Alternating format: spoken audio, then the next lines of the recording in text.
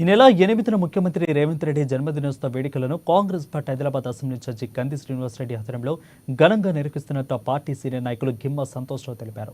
వేడుకలను పురస్కరించుకొని ప్రజాసేవ భవన్ క్యాంపు కార్యాలయంలో ఏర్పాటు చేసే రక్తదాన శిబిరంలో నాయకులు, కార్యకర్తలు, అభిమానులు పెద్ద ఎత్తున పాల్గొని జయప్రదం చేయాలని కోరారు. ఇక సీఎం రేవంత్ రెడ్డి సారథ్యంలో ప్రభుత్వం ఏర్పడిన అనేక సంక్షేమ అభివృద్ధి కార్యక్రమాలు అమలవుతున్నాయని అన్నారు. అలాంటి ఆ మహానాయకుడు జన్మదిన వేడుకలను అందరూ విజయవంతం చేయాలని విజ్ఞప్తి చేశారు. ప్రియతమ ముఖ్యమంత్రి వర్యులు గౌరవనీయులు యనుమల రేవంత్ రెడ్డి గారి జన్మదినం సందర్భంగా ఆదిలాబాద్ జిల్లా కేంద్రంలో మరి కంది శ్రీనివాసరెడ్డి గారి నాయకత్వంలో కేఎస్ఆర్ భవన్లో మరి రక్తదాన శిబిరంతో పాటు మరి అదే విధంగా ప్రభుత్వం ఏర్పడ్డ తర్వాత కొత్తగా కొలువులు సాధించినటువంటి సోదరిమణులందరికీ సన్మానం చేయబడును.